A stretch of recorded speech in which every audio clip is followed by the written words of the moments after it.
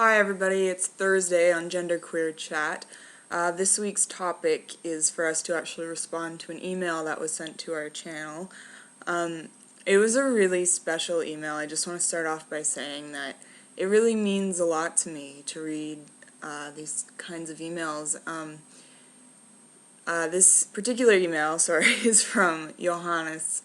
It was quite a lengthy email, and in it he said that he was, he knows we obviously don't have that many viewers, but that it means a lot for those who do view, and I just want to say that that was really special for me to read that, because I was, I sit here and I feel like I'm completely talking to myself, and sometimes I kind of think, why am I talking to myself, just sitting in my room talking to myself? This is kind of stupid.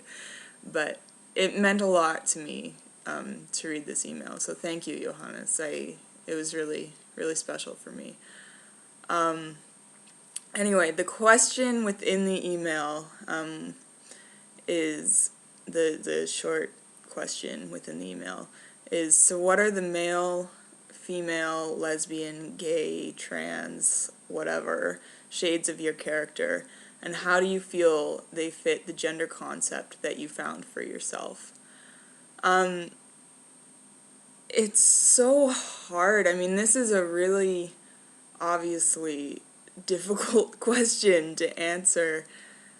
In the email, Johannes said that, obviously we live in like a world that's divided by male-female, and whether we like it or not, that is the world that we live in. And I agree with that, obviously. You can't disagree with that. That's the world we live in. I just find it difficult to exist in that world.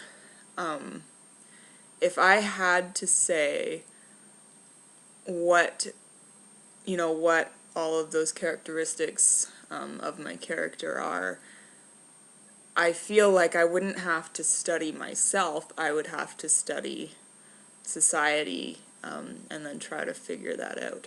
So in the email, Johannes gave us a link to a quiz, which if you watch Jack's video, the link was in the description box for everyone to go and take. And in mine, I got 63 out of 100 masculine points, 56 out of 100 feminine points, and 50 out of 100 androgynous points.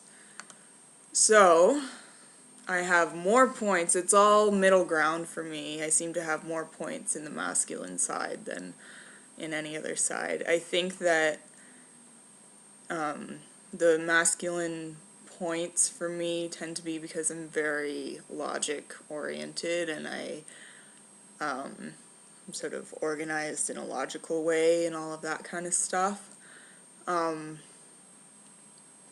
If the feminine points probably come from the fact that I care about people.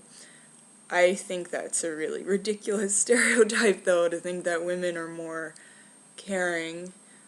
In my lifetime, at least, the people that I've known, I mean, no offense to anyone who may know me who's watching, but the females have not been the, emotional caregivers. So even sort of with that in mind, I don't think that yes, it's a feminine trait. Is it like the other females that maybe I grew up around? A little bit, they're very caring people, but they're not outwardly caring. I think I'm a little more outwardly caring. No offense if you're watching this, people I know. I don't think you will, but if you are, I'm sorry, I love you. The interesting thing about this question, and Jack took it in the way of, like, what are the male, female parts of your sexuality? And that's sort of, I'm not comfortable going into detail on all of my thought process with this, because I'm not comfortable sort of like broadcasting this out to YouTube to certain people that might see it, you know. It's a little, anyway, I think that I am pretty equal in terms of the masculine qualities that I would bring to intimacy with another person, and the feminine qualities, I think, fairly equal.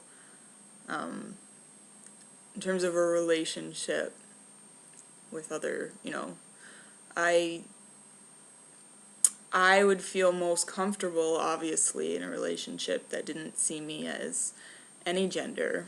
I would feel most comfortable just being able to be myself and have that person that I was in a relationship with just be themselves, and have it be two people who are equal being themselves and hanging out. And I think that Johannes said in the email somewhere that he likes that dynamic as well, that sort of equal dynamic. And I really enjoy, I mean, I think that the fact of the matter is if somebody was trying to see me as feminine or to see me as masculine, I probably wouldn't be, like, I wouldn't be understood, really, you know. They wouldn't really be seeing me, and they wouldn't really be interacting with me. They would be interacting with whatever it is that they think I am. And it's like, I think that it's discouraging a lot of the time for people, you know, who are outside of the norm, to think that there are other people, you know, like us out there. But there really are. And even just reading this email from Johannes, I felt like I could connect so much to what he was saying, and I sort of, you know, hey Johannes, give me a call. But, you know, like, I just really, like, there's more people out there that, you know, think like us and feel like us, and that are going to understand us for who we are. And it's going to be harder to find somebody like that, because we can't just, like, pick up the first, you know, Joe Schmo on the street and, you know, hey, you know, let's go. But I think that if we're patient and, you know, honest with ourselves, then it'll come. One day we will find other people who will see us for who we are, and we'll be comfortable with that. So anyway, I've completely rambled on, but it was a really interesting email, and thank you very much for sending it. It really meant a lot to me to read it. Alright, thanks guys, bye.